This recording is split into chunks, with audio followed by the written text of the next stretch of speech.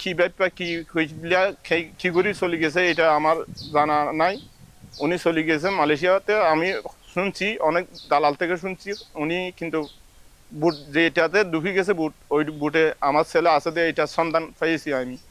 কিন্তু আমি মারা হোক জীবিত হোক আমার ছেলেটা একটু খোঁজ নেওয়ার জন্য আমি সবাইকে অনুরোধ করছি, দেশবাসীকে সবাইকে অনুরোধ করছি আমি। আর ফুয়া প্রশাসনের মাধ্যমে আর ফুয়া ফেরত চাই সারা জিন্দগি আর বিএনপি করে দেখবো তালিকাভুক্ত বিএনপি সদস্য মানুষ আর 16 বছর আর দালালে যোগাযোগ করি চাই, দালালে যোগাযোগ করি চাই যে দালালে হয়ে তোমার ফুয়ারে বুড়ত তুলি দিয়ে হয়ে যায় যা 13 দিনের মাঝে রবিবার দিন হতুন বলে ওটা জীবিত মানুষ উঠেছি নতুন শুনি দে ওই তোমার ফুয়া সেটা আছে ছবি গান তাহাইবার শুনি দে তোমার ফুয়া আর একটু বুট ডুবকে দিয়ে আমাদের আর দেখছিলাম ইয়া ফুয়ার উঠ খবর না জানি ফুয়ার খবর না হয় বুটা কান ডুববে খবর হিয়ান শুনি দিলেও বাজি তোমার যে করে হেকলো বাচ্চা বাঁচে আছে ও বাজি বাঁচি আছে না নাকি কেন আছে শোনাবো দরজার মাঝেও বাজি আর কেঙ্গুলো হইব। তারপর হওয়ার আটটা যাচ্ছে নয় আমি বাতিগুলো নিলি বেগুলো দরজা ধরেছি মেয়েন্ডার ওগুলো চলে দেন হইলাম বিনা শুনি দেখেন ওর বাসায় যেন সিপ গুঁড়ো নয় লইয়া ঢুকা দিই তারা হদেও বাজে করে হাতে 5 টাকা এনে আর সঙ্গে বেরিবে না দিয়ান তোমার 50,000 টাকা দিই মায় বেশি দূরে না যাবে বহুত তোমার আর ফুয়া বাকি আই দেও না মাইদের মহিদারে যোগ আর বাকি না দিয়ে না তোমার আর কে আই দেও না তোমার তো মা দিলে 50,000 টাকা আর ফুয়া আনি দিয়ে তারা কদ না কদ পুচারি আর গিয়ে হতর গুয়া করবে আমি মাথা তা দিয়ে আর গুতে দিয়ে রাই দিই হারা দালালে দালালি দালালি হন উগুয়া শাকের উগুয়া বলে ফসল আমাদের হুয়া ইবিরানি কি বলে নহলে সৌদি আরব নহলে মালয়েশিয়া পাঠাইতাম ভিসা খুলিলে পাসপোর্ট আছে ওই আর আছে নপুরা তো সবাই আর ছেলে আল্লাহ দোয়া করিবা আল্লাহ যেন তার হায়াত লম্বা করে আর ফেরাই দে। আজকে আমার ভাই হারিয়েছি, কালকে হয়তো আপনারা আপনাদের ভাই অত বাবাকে হারাবেন। আমাদের দাবি এই মানব পাচারকারীদেরকে বন্ধ করতে।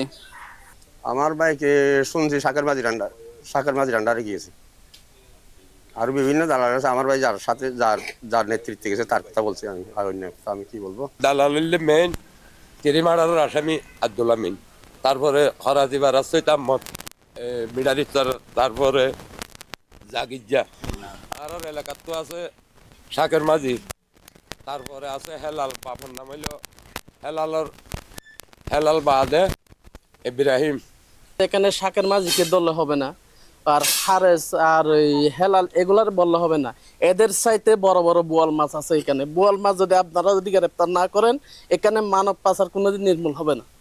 মেইন এই যে ফুলাগুলি নিচে এগুলা 20,000 টাকার বিনিময়ে 30,000 টাকার বিনিময়ে যে ছেলে মেয়েগুলি আজকে প্রাণ গেছে প্রায় 273 জন আছে বলতেছে এই মায়ের বুকগুলি খালি করছে, এরা কি দিতে পারবে, ফেরত দিতে পারছে এই লোকগুলি?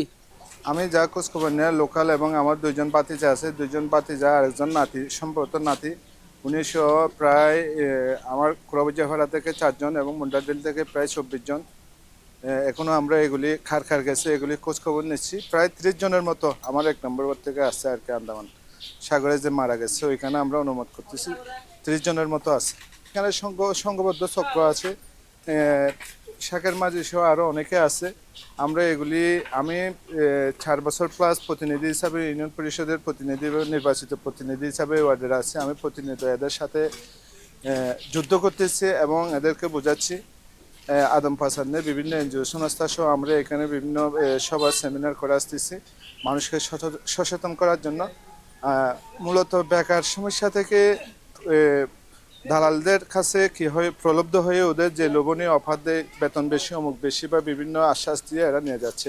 ওসি স্যারা ছিল, বিজেপির লোক ছিল, ওনারা আমাকে কল দিয়েছিল, আমি পরে আবার সার্চ করে ওনার সাথে কথা বলছি। ওনারা এখানে আসছিল, আমাদের কাছ থেকে তথ্য চাচ্ছে এবং আমরা সার্বক্ষণিক ওদের সহযোগিতা করতেছি। ওসি স্যার নিজে আসছিল এখানে। আমার বাচ্চা দুইটা, একটা নাম মোহাম্মদ তারেক আর একটা মোহাম্মদ জুনাইদ। ওর কত যে ওই 14-15 দিনের আগে কথা, এরা একদম বাজারে গেছে, একজন জুমা ভরি চুল কাটতে গেছে বাজারে। তো ওখানে এরা আর রাত্রে ফিরে আসে নাই। যখন আসে নাই আমরা খুব খুঁজতেছি, পাইনি। এরা মানুষ তো শুনতেছি এরা দালাল নিয়ে এরা বুড়ো উড়ে দিচ্ছি। তো দালালটা আমরা খুঁজতেছি, পাইনি দালালটা। দালাল না পাওয়ানোর পরে তখন আমরা খুব অপেক্ষা করে বসে থাকছি, মোবাইল ফোন টোন নিয়ে রেডি করে অপেক্ষা করে বসে থাকছি।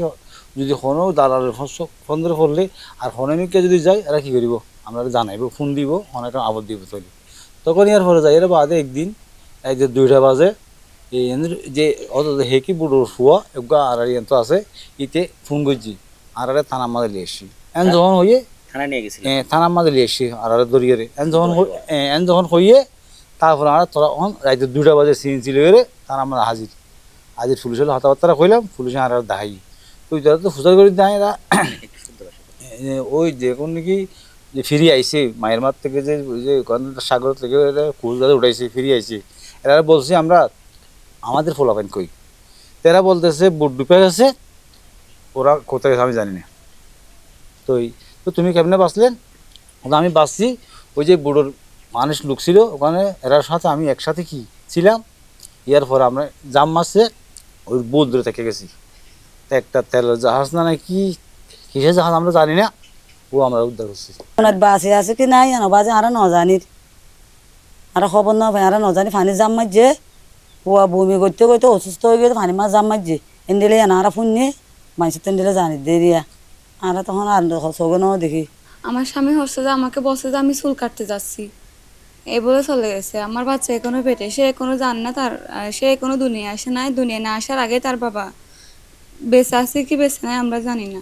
এখন আমরা সরকারের কাছে লাশ কিংবা জীবিত অবস্থা আমি আমার হাজবেন্ডকে ফেরত চাই। আমার ভাই তার আমি অনেক বলছিলাম ভাই বেশি কষ্ট, বড় বড় ঢেউ আসে, ছোট নৌকা দিয়ে যাইতে হয়। আমি গেছিলাম, আমরা 4 দিন ফাঁড়া আসছিলাম। আজ দিন পরে বুটটা ভাঙা গেছিল। আমরা রাত 3টা বাজে সাগরে ফাল মারা দিছিলাম বুল দিয়া। 3টা বাজে তুলছে নেবি, মায়ের মান নেবি উদ্ধার করছে।